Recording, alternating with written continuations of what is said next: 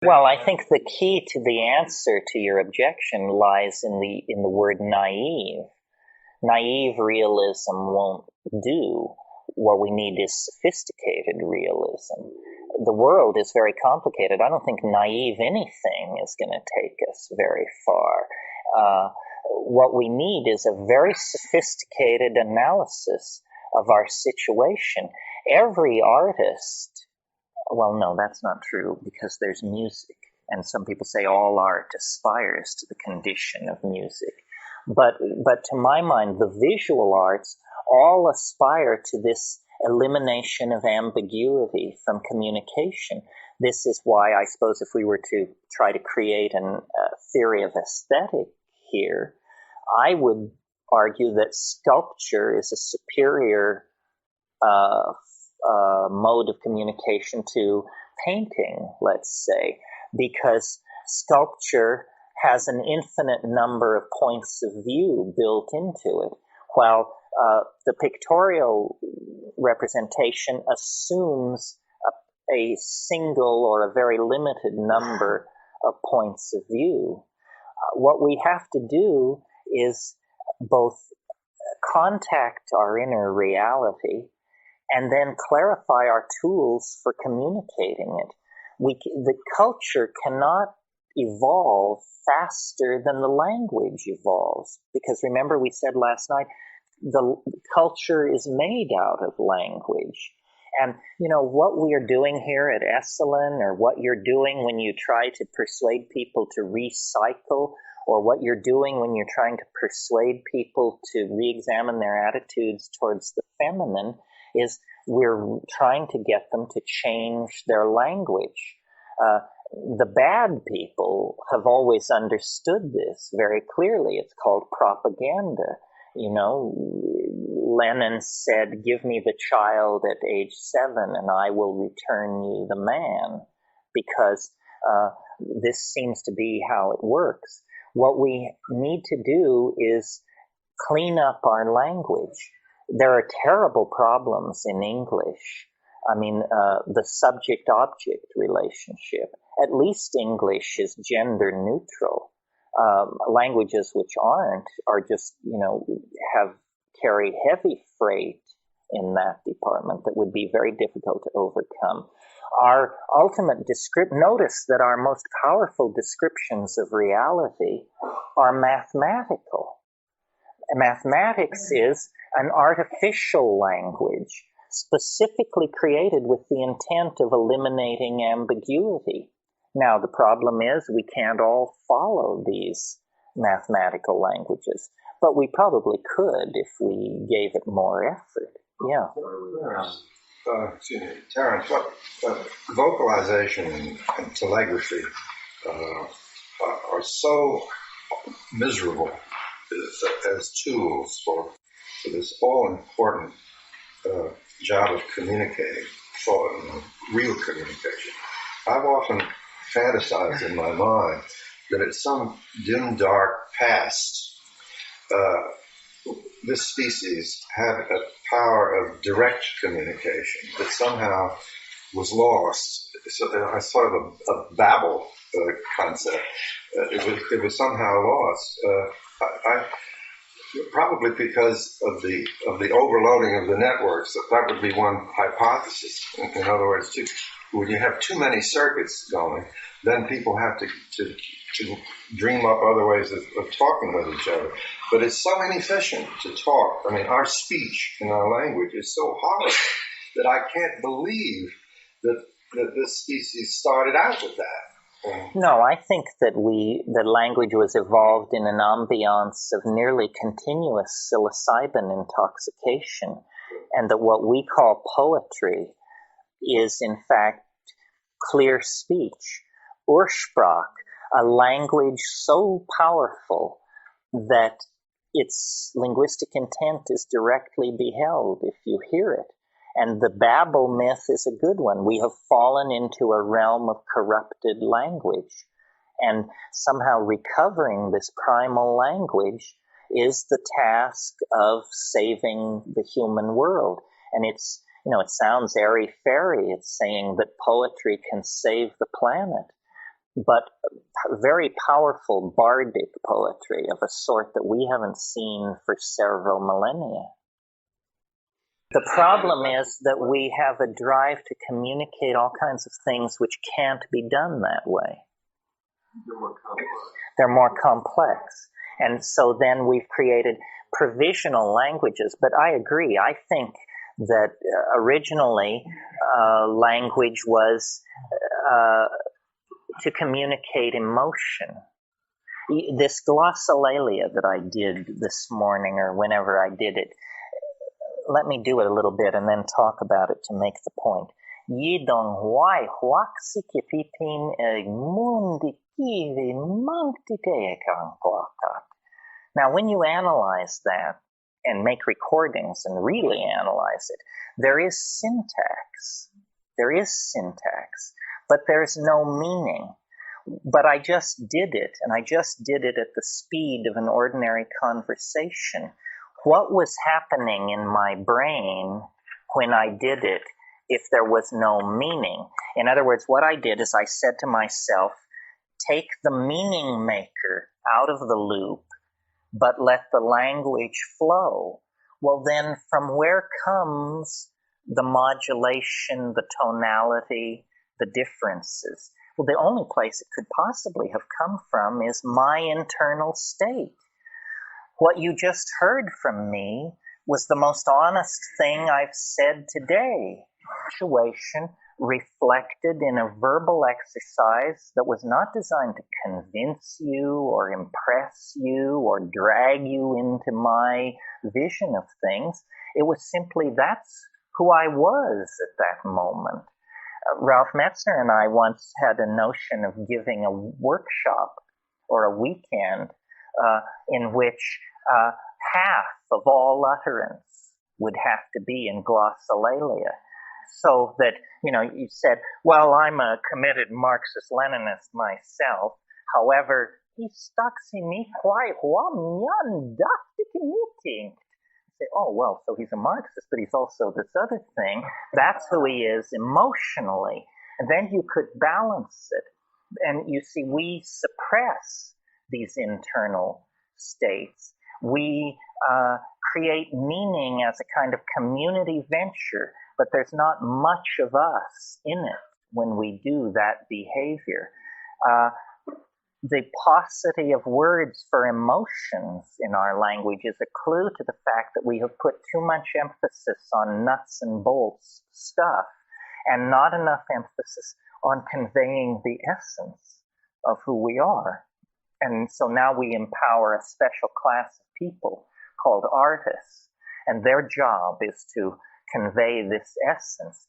But what we need to do is make life into art and take upon ourselves an awareness of the responsibilities that language puts upon us.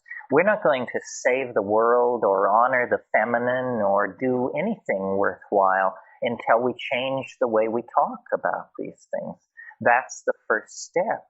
And, in any political agenda, the first thing they want to do is control definitions. I mean, if you define, this is what the Nazis did brilliantly. If you define someone who is Jewish as not a human being, which is what the Nazis did, they called them Untermensch, the underman, subhuman. Well, so you've changed the reality of what this person is in your mind. Now you can build ovens, deport them, put them in slave labor camps, because you've changed their essential nature by changing how you speak about them. And most of the changes we've allowed in language have been of this negative, destructive, disempowering sort. The curse of simplification, the easy answer, the glib reply. This is what our politicians, they say, well, you just cut the capital gains tax and it'll be fine. Everybody knows this is malarkey. It won't be fine. But language metaphors are being misused to delude and to keep some people on top and some people on the bottom. I think the reason we're spending so much time on this is because I think that what psychedelics do is they catalyze new forms of language. People are still, the greatest leap forward in language evolution that happened in my lifetime was under the influence of LSD in the 1960s. And people now make fun of all of that, the concept of the vibes, the concept of grokking, the concept of an ego trip, the concept of a put down. These are all, people didn't know what an ego trip was until they took LSD. There was no word in the language for that. And notice how much energy the establishment has put into denigrating the kinds of languages that evolved in the 1960s. It's penetrated everywhere. Well, that addresses a different issue, which is the meme wars. You all know, I suppose, that a meme is the smallest unit of an idea, in the same way that genes are the smallest units of heredity. Ideas are made out of memes. Any coherent notion is a meme. Women should be respected. That's a meme. It's competing against the meme that women are worthless. That's another meme. These two memes compete in this society. One leads to a certain, believing one of those memes leads to a certain set of consequences. Believing the other meme leads to a different set of consequences. Memes evolve in exactly the same way that organisms evolve. Large ideological structures can be made up of thousands of memes. The meme of democracy is a very complicated meme. It makes certain assumptions about literacy and voting and responsibility and so forth and so on. I believe that what we're involved in here is a meme war, and that the best memes will win if the playing field is level. That's why we're talking about the psychedelic experience. If we don't talk about it, it isn't a meme. It's a private obsession. It's something underground. But we bring it into competition in the environment of natural selection for applicable meaning. Yeah, one of the things we didn't talk about. And that's why the beginning of any social change is the ambiance of that DMT state. What is the attitude of these types toward you? And it's a curious attitude. They are not entirely friendly, or they are not entirely to be trusted. And if you're a graduate of Irish fairy tale literature, you know that fairies are very, very tricky. That's essentially their major characteristic. And their sense of humor and their sense of comedy doesn't always dovetail very smoothly with our own. I've sort of described the tykes as piratical.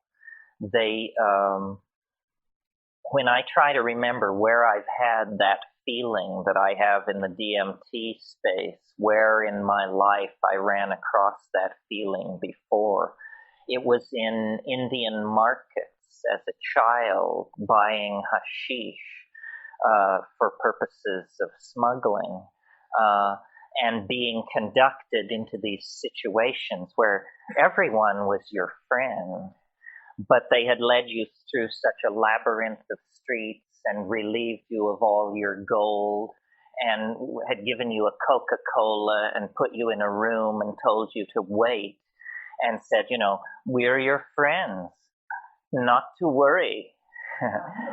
All is going to be all right. And it always was. And this is sort of the feeling you have with these things. And it came to me because at the end of this afternoon, we were talking about memes.